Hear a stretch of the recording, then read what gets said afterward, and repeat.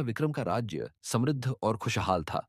उनकी प्रजा उन्हें न्यायप्रिय और वीर राजा मानती थी। लेकिन एक रात राज्य में एक अजीब घटना घटी। कुछ लोग अचानक गायब हो गए। पहले तो लोगों ने सोचा कि वे भटक गए होंगे या कोई जानवर उन्हें उठा ले गया होगा। लेकिन धीरे धीरे यह घटनाएं बढ़ने लगीं। हर रात कुछ ना कुछ लोग लापता हो जाते। गांव के बुजुर्गों ने बताया कि जो भी रात के तीसरे पहर बाहर निकलता, वह कभी वापस नहीं आता। लोगों ने तरह तरह की कहानियां बनानी शुरू कर दी। कोई कहता कि यह किसी प्रेतात्मा का काम है, तो कोई कहता कि कोई दैत्य उन्हें उठा ले जा रहा है। राजा विक्रम को जब इस रहस्यमय घटना के बारे में पता चला, तो उन्होंने अपने कुछ सैनिकों को जांच के लिए भेजा। लेकिन आश्चर्य की बात यह थी कि वे सैनिक भी वापस नहीं लौटे। अब यह रहस्य और भी गहराने लगा। दराला राजा की खोज वन राजा विक्रम ने खुद इस रहस्य को सुलझाने का निश्चय किया। उन्होंने अपनी सेना से सबसे बहादुर सैनिकों को चुना और रात में गुप्त रूप से गांव में जाकर छिप गए। आधी रात तक सब कुछ सामान्य था। लेकिन जैसे ही तीसरा पहर आया, एक रहस्यमय धुंध गांव में फैलने लगी।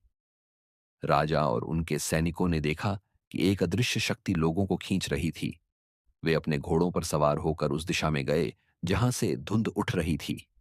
कुछ ही क्षणों में वे खुद को एक अजीब जगह पर पाए। वह एक अदृश्य नगर था। वहां ऊंची ऊंची इमारतें थीं, लेकिन सब कुछ धुंध में लिपटा था। राजा ने देखा कि वहां कई लोग खड़े थे, लेकिन वे किसी जादू के प्रभाव में निष्क्रिय थे, जैसे कोई उन्हें नियंत्रित कर रहा हो। श्राप। राजा विक्रम ने नगर में आगे बढ़ते हुए देखा कि वहां एक विशाल महल खड़ा था। जैसे ही वे महल के द्वार तक पहुंचे, अचानक वहां एक तेज गूंजने वाली हंसी सुनाई दी। अंततः तुम यहां तक आ ही गए राजा विक्रम, एक गहरी आवाज गूंजी। राजा ने देखा कि सामने एक तांत्रिक खड़ा था, जिसके चारों ओर जादुई आग की लपटें उठ रही थीं। तुम कौन हो और तुमने मेरे राज्य के लोगों को कैद क्यों कर रखा है? राजा ने तलवार निकालते हुए पूछा। तांत्रिक हंसा और बोला, मैं चंद्रकेतु, जिसे तुम्हारे पूर्वजों ने वर्षों पहले इस नगर से निर्वासित कर दिया था। मैंने इस नगर को अदृश्य बना दिया और अब मैं तुम्हारे राज्य पर कब्जा करना चाहता हूं।